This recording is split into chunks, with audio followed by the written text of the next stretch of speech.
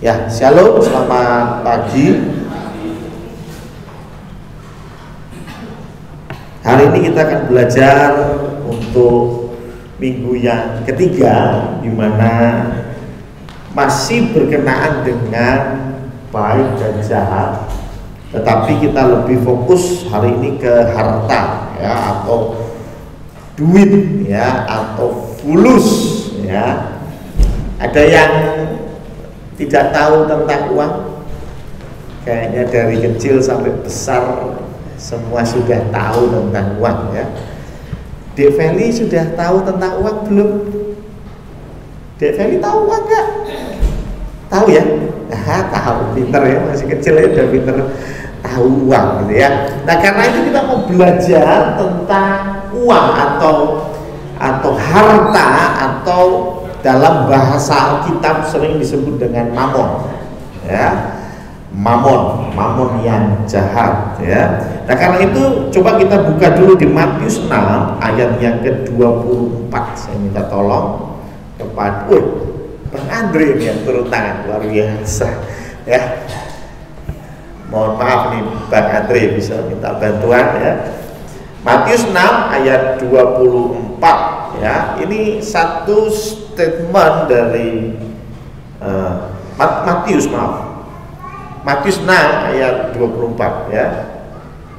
Satu statement dari Tuhan Yesus yang menurut saya menarik, ya. Matius 6 ayat 24, tak seorang pun dapat mengabdi kepada dua tuan, karena jika demikian ia akan membenci yang seorang dan mengasihi yang lain, atau ia akan setia kepada yang seorang dan tidak mengindahkan yang lain. Dan kata kuncinya adalah kamu tidak dapat mengabdi kepada Allah dan kepada Mamon. Kadang-kadang kita berpikir lawannya Allah itu setan, ya. Kita pikirnya begitu, ya. Ini ada Allah, ini ada setan. Biasanya begitu, betul ya. Kita mikirnya bahwa ini bahkan katanya hantu itu kebalikannya Tuhan, gitu ya. Jadi kita punya opposite-nya itu, kalau di sini Allah, di sini terang, di sini gelap, di sini Allah, di sini setan. Di sini Allah, di sini iblis, begitu ya. Tapi yang menarik di ayat ini, Tuhan Yesus tidak membandingkan Allah dengan setan, tetapi Allah dan Mamon, ya. Jadi bukan Allah dengan si setan yang jadi pembanding, tetapi tuan di sini adalah Mamon. Tuan yang lain itu Mamon. Dan saya menarik ini karena buat saya ini bisa dipakai untuk sepanjang masa. Kalau kita perhatikan sejarah dunia, banyak orang ya jatuh karena mamon. Kalau karena setan mungkin enggak, ya. Dalam arti kata, ya, zaman sekarang apalagi kayaknya kalau bicara tentang klenik, bicara tentang keris sing iso ngadeg dewi gitu, ya, tentang ya barang-barang yang antik, yang punya isi tanda kutip, kayaknya sudah jarang kita jumpai. Tetapi kalau kita bicara tentang tuan yang lain, ini adalah mamon, kayaknya masih relevan. Bahkan kalau saya bisa bilang 1000 tahun ke depan pun ini masih relevan, ya. Karena orang-orang pergi menjelajah, menjajah, itu semua ujung-ujungnya duit, betul ya. Kita kemarin pernah sempat bicara 3G, masih ingat ya, gold, gospel, dan glory, gitu ya. Mereka semua pergi dari Eropa mencari daerah jajahan. Ada yang tahu alasannya apa? Duit, ya. Karena mereka mencari untung, mencari uang, gitu ya. Jadi banyak sekali sejarah sudah membuktikan, bahkan perang sekalipun, perang Irak dan Iran yang terjadi tahun 90, itu ada sebuah perang namanya Perang Teluk, ya, tahun 90. Dan dari sebuah sejarah, dari catatan yang sudah dibuka, ini bicara tentang apa yang menjadi alasan perang itu terjadi, yaitu rebutan kilang minyak. Ya, jadi Irak sama Iran ini punya kilang minyak yang sama. Maksudnya begini, kilang minyak itu kan ada di dalam bumi, betul ya? Di dalam bumi. Dan di dalam bumi mereka tidak punya aturan tentang batas negara. Betul ya? Misalnya nih, kalau saya kasih contoh saja. Di bawah rumah saya rumahnya kebetulan sebelahnya rumahnya Mas Purwoko, contoh. Di bawah rumah saya ada sumber air. Cuma sumber air itu cukup besar sehingga sebagian di bawah rumah saya dan sebagian di bawah rumahnya Mas Purwoko. Betul ya? Karena air tidak peduli itu rumahnya siapa ya. Dia sudah ada di situ dari dulu gitu ya. Nah, kemudian saya bikin sumur, Mas Purwoko pun bikin sumur. Saya ambil 1 liter, Mas Purwoko, wah ambilnya banyak sekali. Saya ambil 2 liter. Saya nggak terima, saya ambil 3 liter. Karena semakin saya ambil banyak, cadangan air semakin cepat turun ya, sehingga saya ambil banyak, Mas Purwoko nggak mau kalah, ambil lebih banyak lagi, akhirnya kita ribut. Kurang lebih seperti itu. Yang diambil itu minyak, bukan air, dan minyak punya harga di pasaran, dan itu yang menjadikan mereka berperang hanya karena duit. Ratusan mungkin ribuan orang mati hanya karena duit ya. Jadi mungkin bukan setan sebetulnya musuh utama kita ya, tuan yang lain itu, tetapi firman Tuhan bilang ada mamon di sini, ada kekayaan ya, ada harta yang kita cari. Memang di dalam firman Tuhan sering disebut mamon ini mamon yang tidak jujur gitu ya. Itu ada di Lukas 16 dikatakan bahwa mamon yang tidak jujur. Kenapa tidak jujur? Karena mamon ini punya banyak tipuan ya, mereka menipu banyak hal dan manusia jatuh ke dalam tipuan itu ya. Salah satunya yang tadi sudah disebutkan oleh Mbak Ari, yaitu mengejar uang ya, memburu uang ya, pemburu dolar itu biasanya di belakang truk ya. Pemburu rupiah, itu mantap ya, itu di belakang truk biasanya saya lihat ya. Tapi artinya ada orang yang banyak memburu, tapi sebetulnya ya di akhir perjalanan hidup kita itu nggak dibawa, betul ya. Kita lahir dengan telanjang, kita mati pun sebetulnya telanjang, cuman karena orang tua kita, saudara kita nggak tega nguburin kita telanjang, jadi kita dipakai jas ya.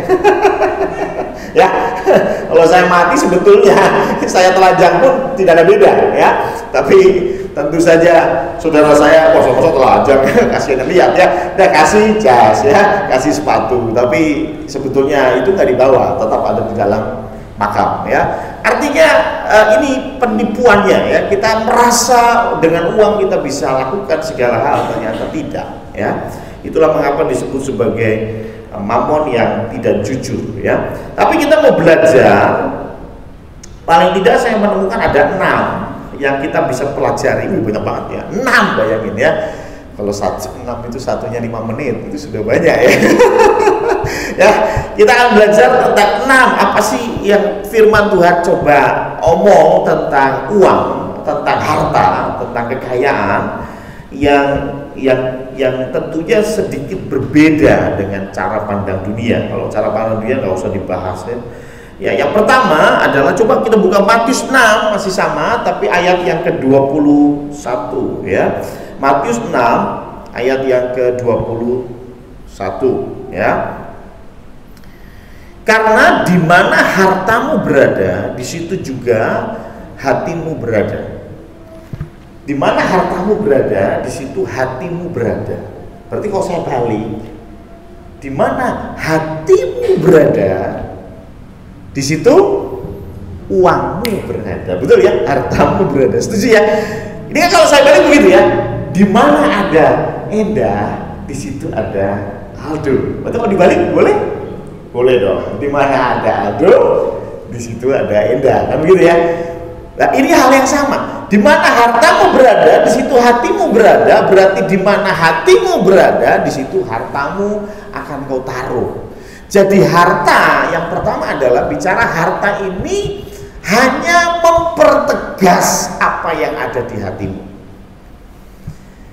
Kalau hatimu itu nakal, maka uang akan membuatmu semakin nakal. Paham ya?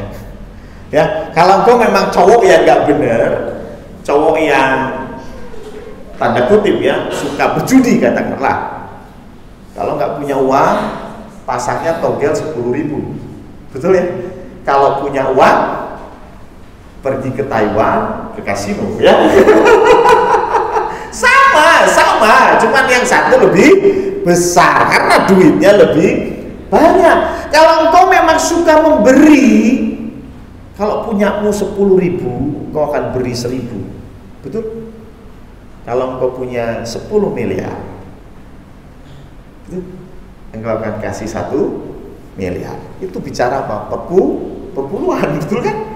Tuhan ajarkan kita hatimu ada di mana, uangmu ada di situ. Bukan bicara jumlah, tetapi ketika kita punya keinginan untuk berbagi, untuk bersedekah, untuk memberi orang-orang yang gak mampu, semakin engkau diberkati Tuhan, semakin banyak engkau memberi. Betul ya? Jadi yang pertama adalah di mana hatimu berada, di situ uangmu mengalir. Nah sekarang pertanyaan saya, selama 1 bulan, apakah Anda pernah mengecek pengeluaran Anda? Kemana larinya? Dan ketika engkau melihat pengeluaranmu kemana larinya, sebetulnya di situ hatimu berada. Loh bener kan? Contoh maaf kata Pak Marno, dicek, ternyata 35% keuangannya Pak Marno buat nyekolahin anak-anak, buat nyicil tanah yang kemudian disiapkan untuk anak-anak, betul ya? Itu porsi terbesar 35%, katakanlah. Berarti hatinya kemana? Anak-anak, paham ya maksud saya? Coba yuk kita cek, sebetulnya hati kita kemana? Ya, kalau 75% engkau habiskan uang untuk healing, jalan-jalan, ngumpul, 95% habis berarti itu loh. Saya tidak melarang Anda jalan-jalan, terserah Anda ya. Tetapi bukankah di situ kita bisa menilai hati kita di mana? Betul ya? Berapa banyak yang kau berikan kepada gereja? Sekali lagi saya tidak mengatakan bahwa ayo harus kasih ke gereja, enggak ya. Sekali lagi saya pernah bilang bahwa kalau kita mengasihi pasti kita memberi. Betul ya? Tapi kalau Anda mau memberi tanpa mengasihi, nggak usah beri gereja ya. Gereja yang diperlukan hatimu bukan uangmu. Jadi coba kita cek dari penghasilanmu berapa banyak yang kau berikan, kau taruh hartamu ke gereja. Berapa yang kau taruh untuk pekerjaan Tuhan? Berapa banyak yang kau taruh untuk bersedekah? Berapa banyak yang kau taruh untuk maaf orang tuamu? Betul? Ya? Jangan-jangan buat orang tua 0. Ya, loh, bukan masalah jumlah. Sekali lagi saya nggak bilang masalah jumlah. Oh Pak, aku dia tahu gaji saya cuma 1 juta, ya, aduh, nggak cukup ya. It's okay. Cuman problemnya apakah ada orang tua di situ di hati, betul ya? Kalau di situ ada, di hatimu ada orang tua, pasti hartamu akan kau taruh di situ juga, ya. Paham ya? Jadi yuk kita masing-masing lah kita cek sebetulnya harta kita larinya kemana. Apakah untuk masa depan anak-anak, apakah untuk pasangan kita, apakah untuk orang tua, atau untuk pekerjaan Tuhan. Semua baik, tapi dari situ kita bisa menilai hati kita ada di mana. Yang kedua, coba kita lihat, tadi sudah disinggung oleh Mbak Ari, 1 Timotius 6 ayat berapa Mbak Ari?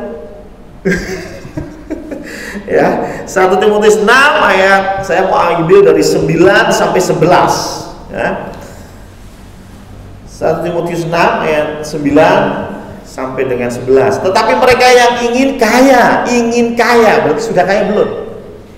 Belum ya. Ingin kaya, terjatuh ke dalam pencobaan, ke dalam jerat, dan ke dalam berbagai nafsu yang hampa ya, dan yang mencelakakan, yang menenggelamkan manusia ke dalam keruntuhan dan kebinasaan. Ayat yang ke-10, karena akar segala kejahatan ialah cinta uang, bukan uangnya, tetapi cinta akan uang ya. Cinta uang itu yang jadi masalah. Sebab oleh memburu uanglah beberapa orang telah menyimpang dari iman dan menyiksa dirinya dengan berbagai duka.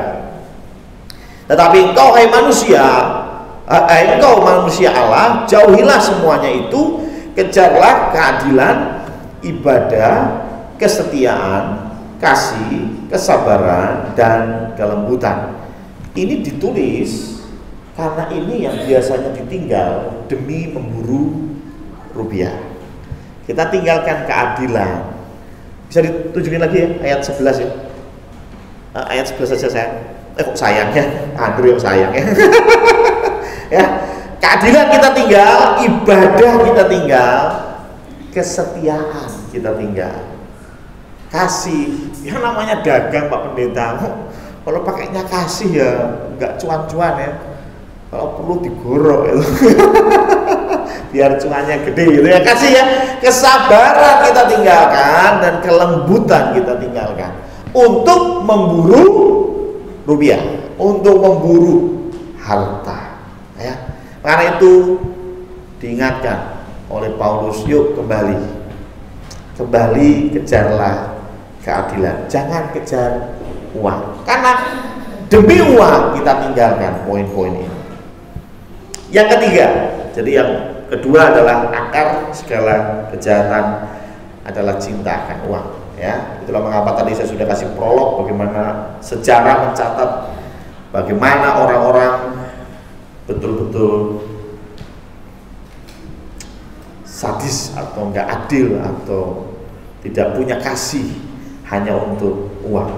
Yang ketiga adalah apa yang tidak bisa kita kelola pasti kita akan kehilangan. Ya, ini saya ambil dari Matius 25 tapi panjang, yaitu bicara tentang talenta. Masih ingat ya? Talenta ada yang dikasih 1, dikasih 2, dan dikasih 5.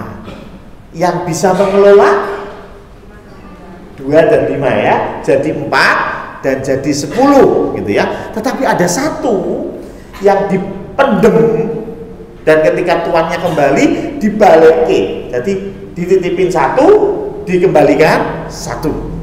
Yang menarik bukan masalah 1 kembali 1 buat saya, tapi masalahnya dia tidak mau mengelola, dia pendam itu. Saya kira kalau dia jadikan itu modal usaha dan ternyata dia bukan hanya 1 jadi 1, tapi 1 jadi setengah karena rugi gitu ya.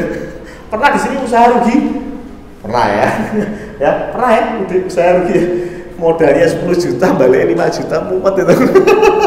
Ya. Saya kira Tuhan nggak marah. Kenapa? Karena sudah mengelola. Ya, sudah mengelola. Dan kalau kita bicara tentang mengelola, itu ada di Kejadian 2 ayat 15, bagaimana Adam ditaruh di Taman Eden untuk jadi pengelola taman. Jadi pekerjaan pertama di dunia adalah tukang kebun. Ya. Karena Adam itu untuk mengelola taman, ya. Ini Adam yang disuruh Tuhan. Artinya apa? Kita ini memang ditugaskan untuk mengelola apapun juga. Dan kalau kita tidak bisa mengelola dengan baik, seperti 1 talenta tadi, 1 talentanya akan diambil. Jadi kalau kita nggak bisa mengelola apapun itu, kita akan kehilangan. Contoh, kalau engkau tidak bisa mengelola kesehatanmu, engkau akan kehilangan kesehatanmu. Betul kan? Ya, kerja bagai kuda katanya, begitu ya. Kepala jadi kaki, kaki jadi pala. Piye lho ya? Atau bahasane pemusang jempale gitu. Dan bahasa yang lain lagi ya, banting tulang. Waduh, ngeri sekali ya, banting tulang. Artinya kita bekerja luar biasa tapi lupa memanage hal-hal penting lainnya. Dan apapun yang tidak bisa dimanage, yang tidak bisa dikelola, kita akan kehilangan kesehatan, keluarga, betul? Bahkan uang itu sendiri. Kalau engkau tidak bisa mengelola, sebesar apapun uang yang kau punya, pasti habis.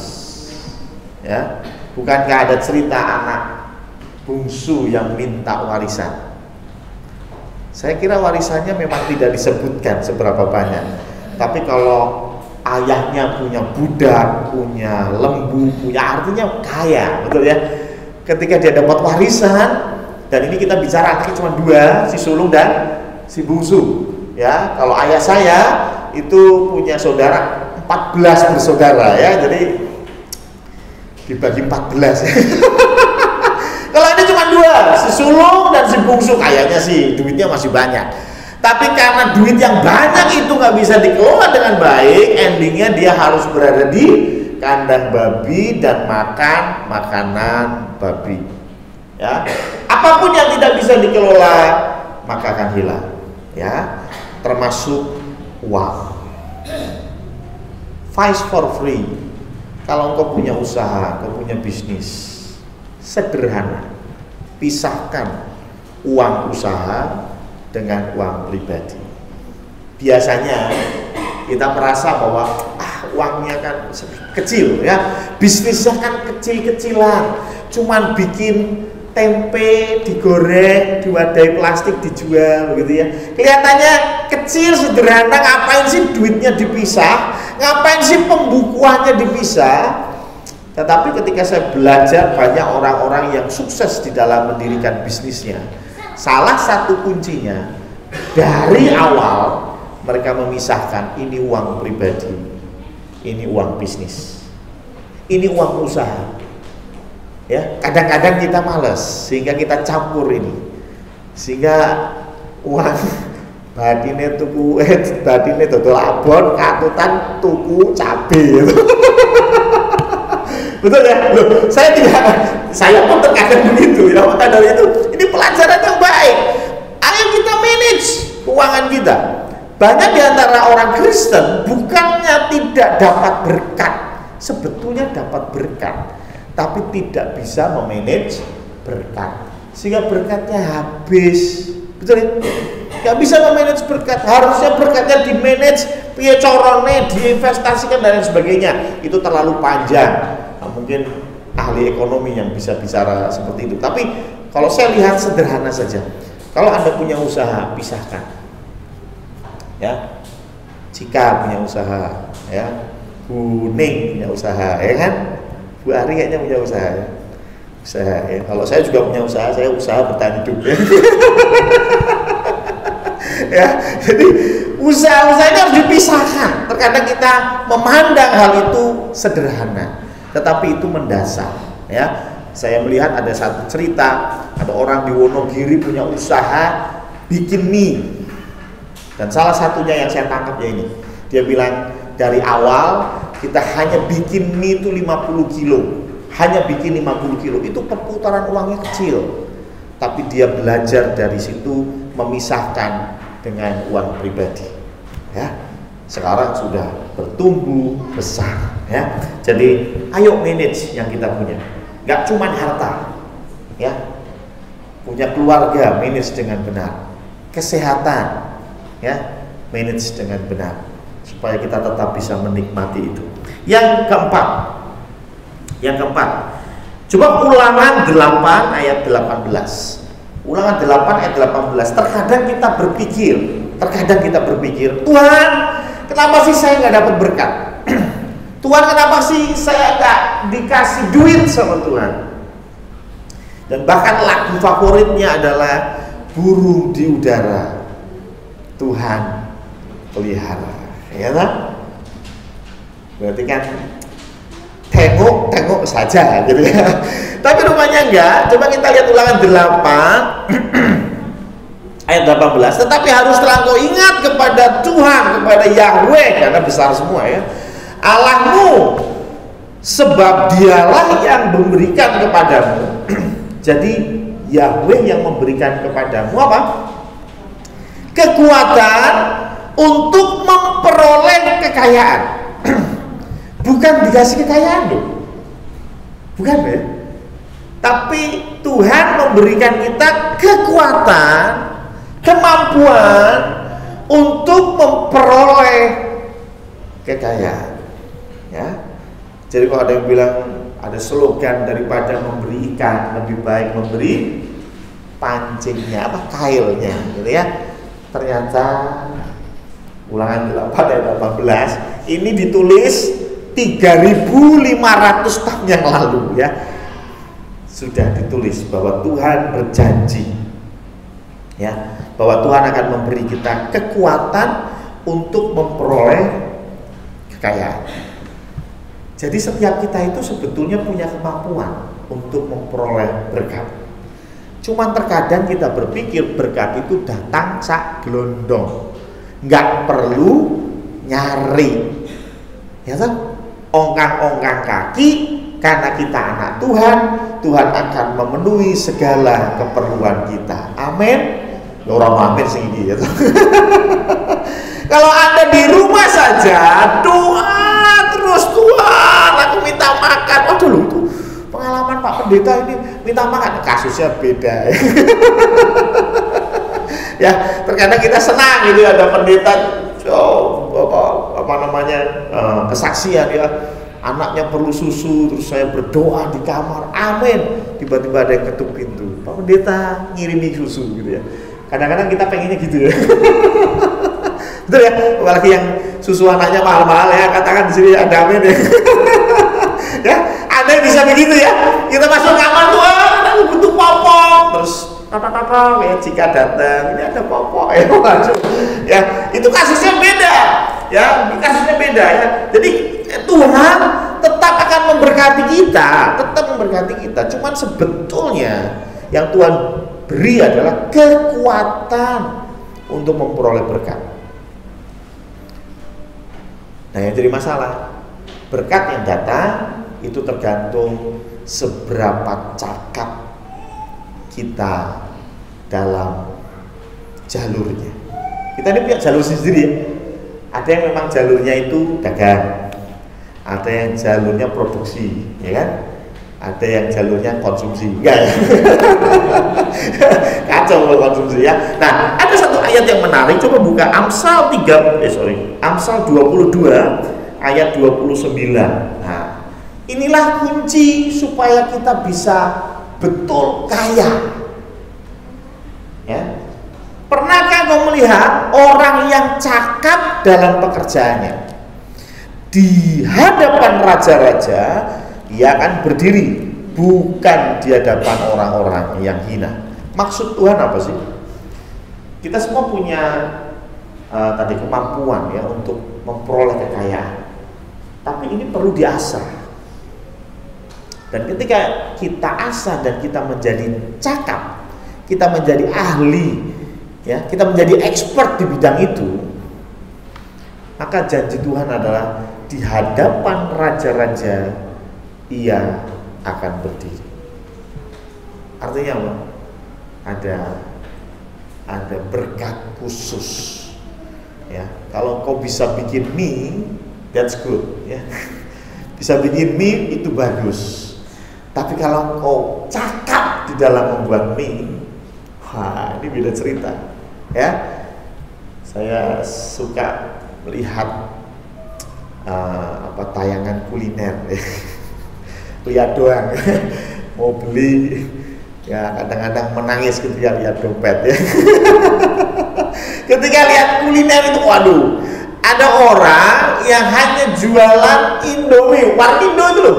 Warung Indomie, gitu ya, Indomie, tapi dia kasih bumbu khusus, dia kasih telur, dan yang ngantri itu puluhan orang. Sehari bisa berapa dos dia jual Indomie, guys. Kita kadang-kadang berpikir apa susahnya sih bikin Indomie? Tapi rupanya Indomie yang dia dibuat dengan kecakapan, ya? Dia buat dengan keahlian dia. Sehingga orang banyak yang sebetulnya bisa bikin Indomie di rumah, dia datang ke tokonya dia, ke warungnya dia, ngantri sampai setengah jam hanya demi Indomie. Indomie. Ya, kenapa? Karena dia cakap dalam pekerjaannya. Ya, jangan pernah berpikir bahwa ya saya bisanya begini, ya saya bisanya begini. Ya, harus ada kecakapan. Ya, beberapa waktu lalu saya ikut acara yang kayak nyambung juga. Saya juga kadang-kadang mikir ngapain gue diundang di sini ya. Ini untuk pemberdayaan ekonomi ya. Mungkin maksudnya Pak Ganjar, pendeta diundang itu supaya bisa menyampaikan juga kepada jemaatnya gitu ya. Oke, karena itu saya sampaikan gitu ya. Jadi salah satu yang menjadi kendala dari produk-produk Indonesia untuk keluar itu apa sih? Packaging, kemasan. Kita ini nggak terlalu memikirkan kemasan, padahal kemasan itu menentukan nilai jual.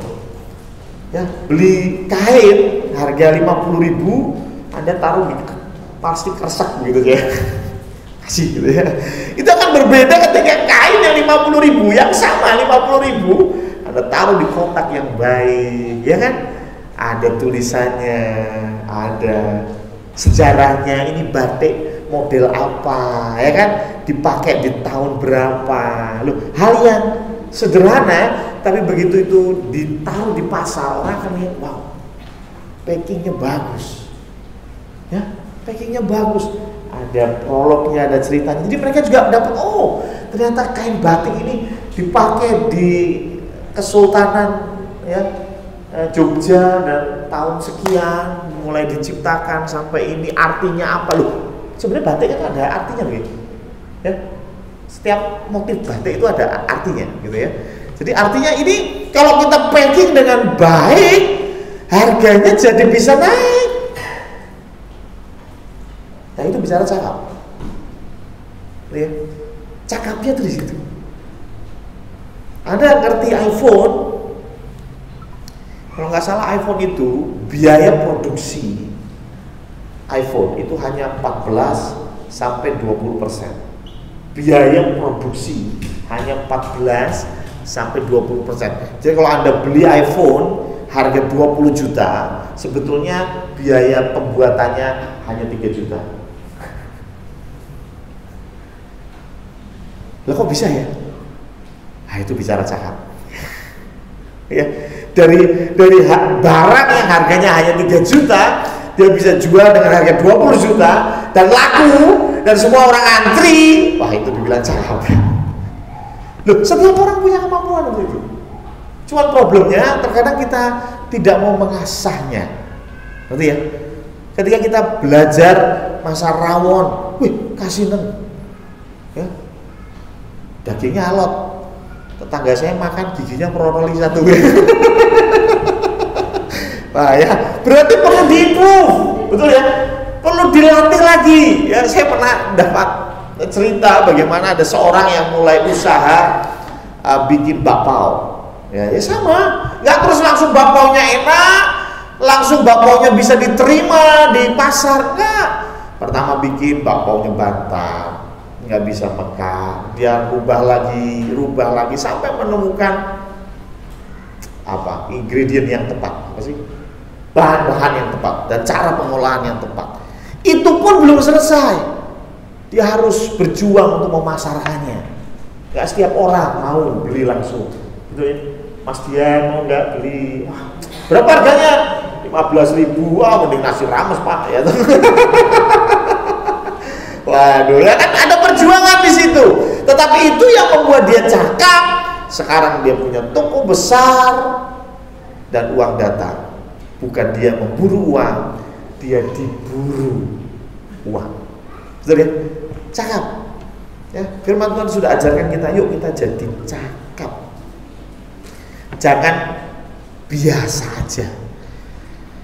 Banyak orang yang punya banyak keahlian, tapi semuanya B aja gitu ya.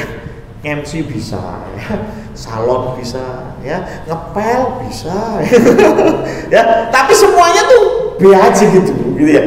B aja, ya. Tapi kalau Anda punya satu keahlian yang luar biasa, saya pikir itu akan berbeda, ya. Ketika saya kadang-kadang pergi ke luar negeri di pesawat itu semuanya nggak cuman orang-orang yang tanda kutip ya, yang punya duit ya. Karena saya ngobrol di sebelah saya dan dia rupanya dia itu baby sister. Maaf ya, tidak merendahkan, tetapi ini baby sister. Ya, ketika saya tanya dia mau ke London, ya, Ini penerbangan dari Jakarta ke ke ke Dubai, dari Dubai dia lanjut ke London, saya lanjut ke Mesir, ya, ngobrol sama onta, ya.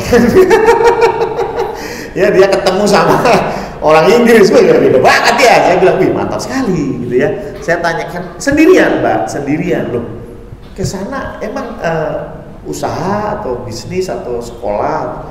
Oh saya kerja sama orang, saya baby sister. Oh saya tanya, lo kenapa kok baby sister kok ke London, ada apa? Dia jawab begini, bos saya itu sudah 2 hari yang lalu berangkat duluan ke London dan saya nyusul bos saya ke London. Oh kenapa nyusul ke London? Karena bos saya tuh nggak bisa ngurusin anak-anaknya kalau nggak ada saya. Kan dia baby sister kan, baby sister ya, anaknya itu diasuh sama baby sister ini. Saya bisa melihat bagaimana orang ini tidak bisa digantikan dengan mudah, ngerti ya? Sehingga bosnya, loh kalau cuma masalah orang yang nungguin anak, mungkin di London banyak. Apa susahnya bosnya cari orang, hire orang yang ada di London untuk bisa ngopeni tanda kutip mengasuh anaknya. Tapi rupanya anaknya nggak mau, harus sama itu mboknya itu di rumah, sehingga dia telepon mboknya, kamu berangkat ke London. Ikut liburan bosnya 2 minggu ya di London ya. Wow ya, enak banget ya. Aduh enak sekali ya. Kenapa? Buat saya karena cakap, ya kan? Karena cakap. Ya memang kita mungkin kerjanya cuma baby sister. Jangan salah. Kalau engkau lakukan itu dengan kecakapan, ada nilai yang spesial di situ. Kalau lu biasa aja, semua orang bisa gantikan kamu, ya. Tapi karena engkau cakap, maka ada berkat khusus. Yang kelima, ya. Jadi yang pertama, uang hanya memperbesar apa yang ada di hati. Yang kedua, uang akar segala kejahatan, cintakan uang, ya. Yang ketiga tadi, yang tidak dikelola maka akan hilang. Yang keempat, Tuhan kasih kita kemampuan memperoleh kekayaan. Yang kelima, kita kadang-kadang berpikir rancangan-rancangan Tuhan ke depan itu berkaitan erat dengan keuangan kita. Kalau kita berpikir, wah gereja ini bisa tumbuh besar, gereja ini bisa maju kalau ada duitnya. Kadang-kadang kita mikir begitu ya. Gereja ini akan bisa bikin pos PI yang banyak kalau ada duitnya. Kita bisa bikin acara Natal yang meriah kalau ada duitnya. Betul ya? Terkadang kita berpikir rancangan Allah untuk masa depan kita itu berkaitan dengan seberapa banyak duit yang kita punya. Kita kadang berpikir begitu. Itu pikirannya jahat. Kenapa? Karena satu cerita yang saya yakin kita semua sudah tahu cerita ini. Ada lagunya. 5 roti dan 2 ikan. Tuhan Yesus yang memberkati. Ceritanya Tuhan Yesus sedang khotbah dan rupanya khotbahnya jauh lebih lama dari saya khotbah. Saya khotbah sudah lama? Lama Pak Pendeta. Wih, jangan coba-coba datang kalau yang khotbah Tuhan Yesus ya. Karena Tuhan Yesus khotbahnya jauh lebih lama. Dari mana saya tahu? Karena cerita 5 roti dan 2 ikan, Tuhan Yesus sudah mengajar dan mengajarnya lama banget sampai yang mendengar lapar. Bayangin, gak cuma lapar, warung-warung sudah tutup. Bayang no, gitu. Apa pernah khotbah sampai warung tutup? Belum tahu toh? Nah, makanya kalau Anda merasa khotbah saya lama, jangan pernah dengerin khotbahnya Tuhan Yesus. Tambah lama ya. Tambah lama. Nah, bicara itu, terus Tuhan tanya, kamu bukan tanya ya, perintahkan murid-muridnya, kamu harus kasih makan mereka. Apa yang murid-murid jawab? Tuhan, duit kita cuman segini, cuma 200 dinar. Kalaupun kita beliin roti, paling 1 orang dapat secuil, mana kenyang? Ya, 200 dinar itu kurang lebih 20 juta rupiah. Gede ya, gede. tapi ini ceritanya yang lapar 5.000 orang. Ya, saya iseng-iseng itu kalau 20 juta dibagi 5.000 orang, hanya satu orang dapat 4.000 rupiah. Dikasih makan apa 4.000 rupiah? Hah? Arem-arem kali ya. Arem-arem. Ini pun 5.000 itu orang laki-lakinya, belum perempuan dan anak-anak. Mungkin arem-arem. Makanya murid-murid Tuhan bilang, kalaupun kita beli roti, paling satu orang dapat secuil gitu ya, secuil. Mereka bilang duit kita cuma segini. Mereka pikir kalau duitnya banyak, tenang aja. Kalau Tuhan Yesus suruh kita kasih makan 5.000 orang lebih, kalau duit kita banyak, no problem. Ya, karena duit adalah jalan keluar. Betul ya? Terkadang kita berpikir duit itu jalan keluar. Ya. Sakit kanker stadium 3, oh tenang ya, deposito di bank masih 3 triliun ya. Kenapa? Karena berpikir uang itu jalan keluar. Tapi kalau kau sakit panu dan kamu gak punya duit untuk beli kanesten, kau berkata hidupku berakhir karena sakit panu dan gak bisa beli salep. Karena Anda merasa uang itu jalan keluar gitu loh. Hal yang sama dengan murid-murid, duit kita cuma segini Pak, kagak bisa. Tapi kita tahu ceritanya, ada anak kecil yang bawa 5 roti, 2 ikan, dan semuanya jadi sisa 12 keranjang, 12 bako. Pertanyaannya, duit yang tadi kepake nggak? Nggak ya. Itu nggak ada hubungannya sama rancangan Tuhan. Kalau Tuhan merancangkan, yuk kita kasih makan mereka semua. Ya nggak tahu caranya Tuhan, tapi Tuhan akan kasih makan. Lu punya duit, nggak punya duit, Tuhan tetap akan kasih makan. Karena Tuhan yang nyuruh. Ngerti ya? Jadi rancangan Tuhan nggak ada pengaruhnya sama duit Anda. Kalau kau disuruh Tuhan, ayo pergi melayani ke Papua. Jangan pernah berpikir transportnya piye. Engko ning dalan butuh apa-apa piye. Anakku sih ditinggal piye. Kalau itu memang Tuhan yang suruh, saya terlalu percaya uang ndak kepake. Nah terus kok nyombo? Saya juga nggak tahu. Tapi pasti Tuhan punya rencana ya. Jadi rancangan Tuhan gak ada hubungannya dengan uang kita. Jadi jangan pernah kita berpikir bahwa Tuhan kalau saya kaya, saya akan baik dengan istri saya. Kalau saya kaya, saya akan mengasihi anak-anak saya. Tapi karena saya gak kaya, saya belum bisa melakukan firman Tuhan. Gak ada hubungannya duit sama firman Tuhan. Gak ada hubungannya kau mengasihi istri, mengasihi anak dengan urusan duitmu. Gak ada. Ya cuma di hatimu aja yang busuk, seperti yang tadi kita sudah bicara. Karena hatinya gak sayang, duit besar, duit kecil, dia tetap gak sayang. Oke, next. Sekarang yang ke-6. Wah, sudah terakhir. Haleluya ya. Yang ke-6. 6.1. Ternyata masih ada poin lagi ya. Oke, jangan khawatir ya. Saya tidak seperti Tuhan Yesus ya. Jadi Kisah Para Rasul 20 ayat 35 ya. Kisah Para Rasul 20 ayat yang ke-35 ya.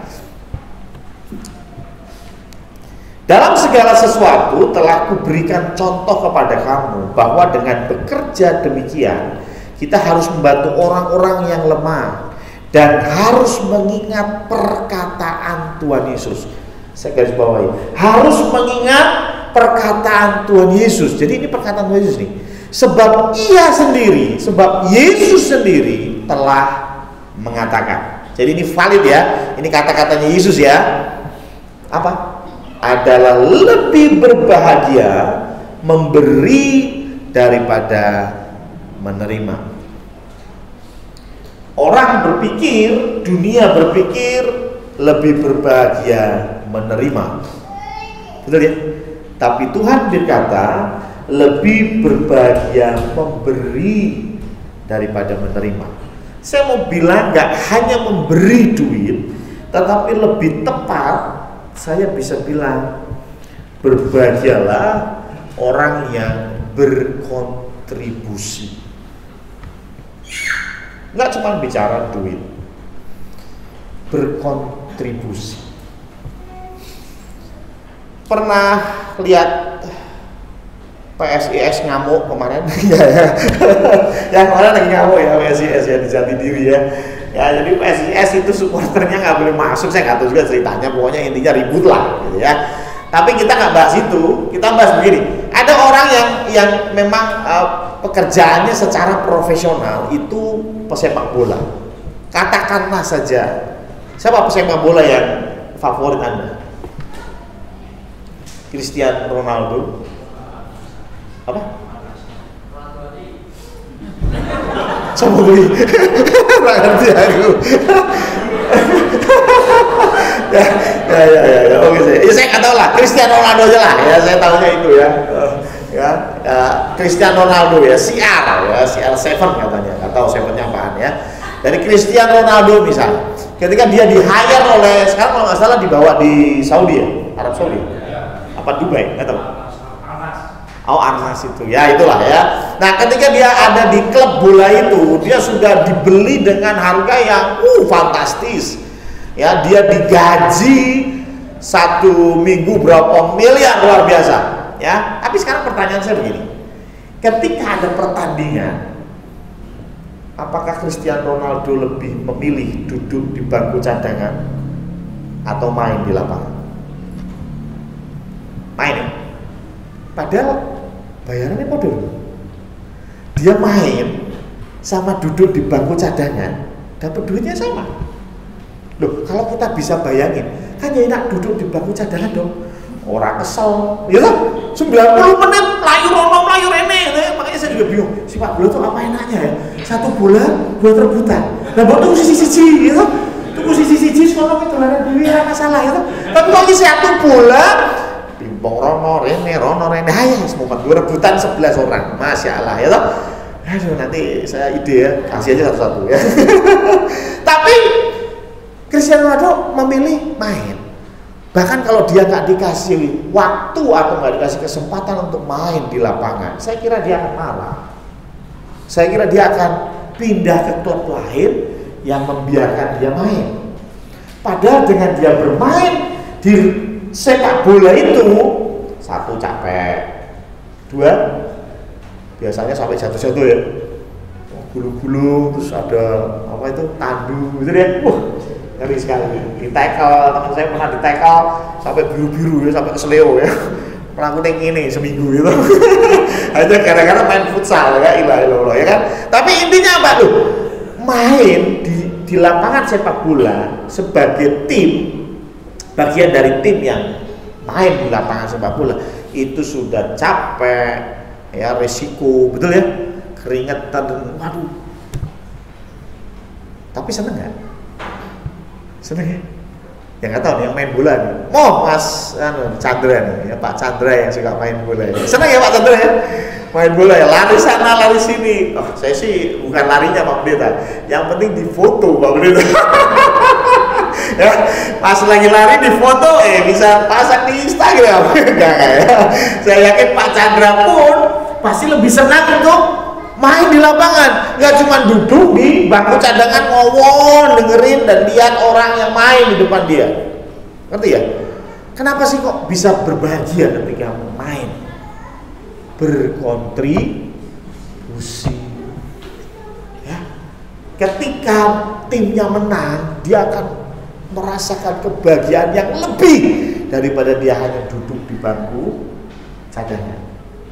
Ya, dia duduk di bangku cadangan, emang timnya menang, tapi pasti bahagianya lebih ketika dia ada di tengah lapangan dan bermain bersama teman-teman. Ini yang firman Tuhan bilang apa? Lebih berbahagia memberi, lebih berbahagia berkontribusi. Dan uang, harta, ini salah satu sarana kita berkontribusi. Kalau kita cuma di luar saja, tidak kasih sesuatu apapun, tidak terlibat di dalam satu apapun, katakanlah kegiatan gereja, saya mau bilang engkau belum menikmati kebahagiaan. Ya, kebahagiaan itu ada ketika engkau berkontribusi. Dalam keluarga pun sama. Seorang suami yang tidak bekerja, hanya di rumah, tengok-tengok, apalagi rumahnya rumah mertua, senang nggak? Senang nggak? Wah, mending aku lungo Pak Pendeta. Ya mah ketemu orang tua ya sepet itu.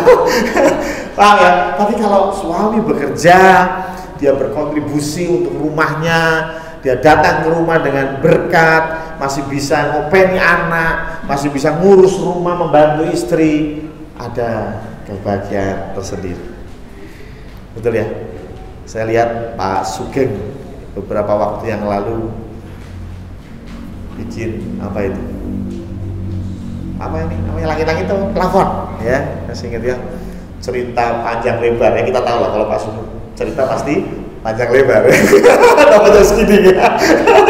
Ya, cerita panjang banget ya, mantap sekali. Dia bersuka cita, dia senang sekali karena dia sudah bisa bikin plafon dengan waktu 1 hari ya Pak ya. Jadi satu ruangan itu, wah cuma berapa jam Mas Yoyo, langsung jadi ini begini, wow. Saya yakin kalau itu dikerjakan oleh tukang, ya senang, tapi tidak sesenang itu ketika cerita ke saya, betul ya? Senang karena dia yang naik sendiri, dia yang ngebor sendiri, dia motong sendiri, senang ya. Anda yang belum pernah lakukan itu, belum bisa menikmati kebahagiaan seperti yang dinikmati Pak Sugeng.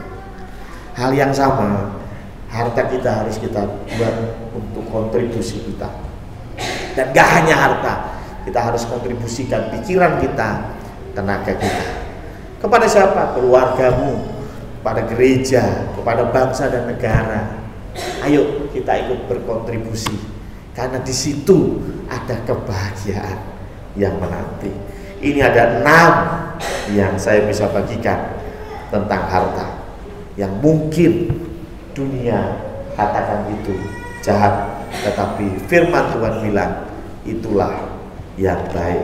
Amin. Mari kita tundukkan kepala, kita berdoa. Para Bapak Ibu Saudara sekalian, kita akan simak warta yang ada di grup WA maupun yang sudah dicetak. Kita akan perhatikan untuk setiap warta yang ada, begitu juga dengan kegiatan di tengah minggu.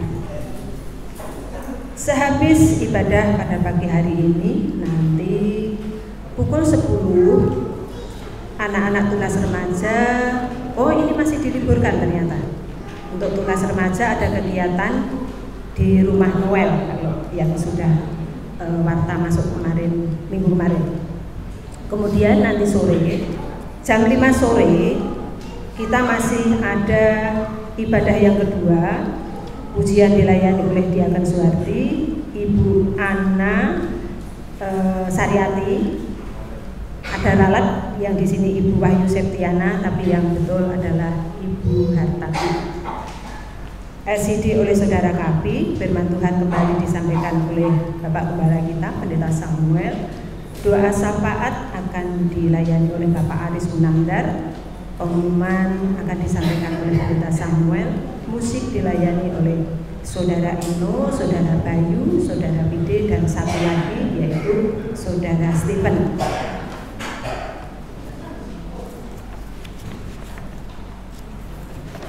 Ya, untuk ibadah tengah minggu nanti sore masih ada kegiatan, yaitu pukul 3 sore Genji akan kembali beribadah, ujian dilayani oleh Saudari Adina, kegiatan presentasi. Kemudian Selasa tanggal 21 Februari 2023 pukul 18 persekutuan doa malam. Ya, ini akan dipindahkan di rumah Bapak Lukas Purwanto. Ada acara ucapan syukur untuk pemberkatan, doa syukur untuk pemberkatan nikah saudara kita Iwan. Saya kadang sampai keliru Wawan untuk Iwan. Petugas pujian oleh Bapak Budi, firman Tuhan akan disampaikan oleh Pendeta Samuel. Ya. Untuk mohon perhatiannya, ini sepertinya kalau acara di Bapak Lukas ini karena acaranya kemarin disampaikan pajatan ya, Ini jadi khususnya untuk bapak-bapak ini, khususnya untuk bapak-bapak. Jadi kalau ibu-ibu kayaknya belum biasa ikut hajatan gitu. Jadi ini undangan untuk bapak-bapak. Untuk hari Jumat tanggal 24 Februari pukul 18.30 KPK Kasih dan KPK Sukacita mengadakan ibadah bersama. Ini masih gabungan, di mana tempat di rumah Ibu Yante, pujian dilayani oleh Ibu Tika, firman Tuhan disampaikan oleh Pendeta Samuel. Doa syafaat akan dilayani oleh Penetua Sumarno. Untuk hari Sabtu tanggal 25 Februari 2023 pukul 3 sore JKK KU 3 tahun sampai 8 tahun akan mengadakan ibadah, pujian dilayani oleh Ibu Lisa, firman Tuhan akan disampaikan oleh ibu kelas masing-masing. Masih hari yang sama tapi jam yang berbeda. Sabtu 25 Februari pukul 16.30 JKK KU 9 sampai 11 tahun akan beribadah juga, pujian dilayani oleh Ibu Bebel Kristiana, firman Tuhan kembali dilayani oleh guru kelas masing-masing. Untuk hari Minggu ini mohon perhatian. Minggu tanggal 26 Februari 2023 ibadah pagi. Asar dilayani oleh Bapak Ibu Danu, Majelis Pendamping Penetua Paulus Sumarno, pujian dilayani oleh Ibu Nurita, Diaken Suwarti, Ibu Dinda, LCD oleh Saudara Kavi. Firman Tuhan akan dilayani oleh Pendeta Joko Purnomo, doa syafaat oleh Ibu Kristiana SB, pengumuman oleh Diaken Purwoko, musik Saudara Ronald, Saudara Bayu, Bapak Eko, dan soundman Saudara Febri. Untuk ibadah Minggu sorenya tanggal 26 ini yang biasa ibadah Minggu sore, mohon perhatiannya, ini digabung dengan ibadah ke Giang Genurit, tadi sudah disinggung di doa syafaat. Kita akan berangkat jam 4 sore di Mbak Malanji. Tapi teman-teman yang melayani akan berangkat lebih awal karena harus mempersiapkan diri terlebih dahulu. Para petugas berangkat jam 3, kita jemaat berangkat jam 6. Jadi yang biasa ibadah sore yang mau ikut ke Genurit dipersilahkan untuk mempersiapkan diri sebelum jam 4 sudah sampai sini, karena jam 4 kita akan berangkat bersama-sama. Bapak Ibu Saudara sekalian, kita masuk ke dalam kuartal keuangan. Bapak Ibu bisa melihat kas pembangunan sampai dengan 18 Februari kita ada dana Rp22.612.873. Persembahan sampai dengan tanggal 12 Februari persembahan yang masuk Rp7.700.000. Bapak Ibu, untuk anggaran CA50 season 4 ini ada dana yang sudah masuk Rp380.000. Kita masih ada kekurangan Rp22.070.000. Panitia CA50 memberi kesempatan bagi jemaat yang ingin berpartisipasi dalam memberikan persembahan lewat amplop khusus CA50. Maaf Mbak Sasa, mohon bisa diberikan lagi Mbak Din, karena amplop CA50-nya sudah habis. Jadi minggu depan bisa jemaat bisa mengambil di tempat yang sudah disediakan, atau lewat janji imam, yaitu langsung menghubungi Ibu Brenda, Ibu Kristiana SB. Jadi kebanyakan jemaat condong Ibu Kristiana SB bingung, jadi lebih gampangnya Bu Brenda aja. Jadi monggo bisa menghubungi Ibu Brenda. Kemudian yang kedua, panitia membutuhkan 30 gram telur untuk Paskah. Bagi yang ingin berbagi berkat bisa menghubungi saya. Saya masih tetap menerima, tapi jangan sekarang di Bapak Ibu, jangan sekarang dikasihkan telurnya kayak gitu. Nanti saya yang repot, nanti saya makan telur setiap hari. Jadi untuk kuartal yang ketiga, PDP akan dilaksanakan 19 sampai 27 Mei. Bagi yang bergerak untuk mengisi konsumsi dapat menghubungi Ibu Sugeng R. Selama ini sudah ada butuh 8 hari, sudah ada 3 hari yang terisi. Jadi monggo kalau ada yang jemaat rindu untuk berbagi, tadi firman Tuhan sudah disampaikan, kita mau belajar untuk berkontribusi untuk pekerjaan Tuhan. Ya, kesempatan ini untuk kita bisa berkontribusi di dalamnya. Salah satunya, banyak hal yang bisa kita lakukan. Bapak Ibu Saudara sekalian, saya mengingatkan untuk jemaat, kalau jemaat ada yang mempersembahkan bentuk keuangan atau apapun, tapi jumlahnya maupun nama ataupun kode tidak sesuai dengan apa yang ditulis di warta, saya tidak henti-hentinya untuk mohon kepada jemaat, kalau tidak sesuai mohon menghubungi saya sebagai majelis yang penjenengan serai untuk ngelola, untuk ngatur, bukan ngatur ya, ini bukan milik saya, tapi sebagai alatnya Tuhan saja, atau langsung kepada Bapak Gembala, atau ke majelis yang ada, Diaken Purwoko atau Diaken Danu. Kami terbuka, jadi jangan sampai grundel di belakang. Lah, kok persembahanku rak cocok ya, jenengku kok rak cocok ya, jumlahnya kok ndak ada ya. Kami terbuka, jadi jangan sampai ada hal-hal yang yang membuat penjenengan tidak nyaman, tapi sebenarnya bisa diselesaikan. Begitu nje jemaat semuanya, nje setuju nje? Setuju, ya harus setuju, karena itu untuk kebaikan kita semua, juga untuk kami sebagai majelis untuk bisa ngontrol. Karena apa? Kami menghitung keuangan, kami tidak berani sendiri, harus ada majelis Pak minim dua. Jadi saya sebagai majelis yang jenengan percaya untuk keuangan ini, saya tidak berani untuk ngitung keuangan sendiri, saya tidak berani karena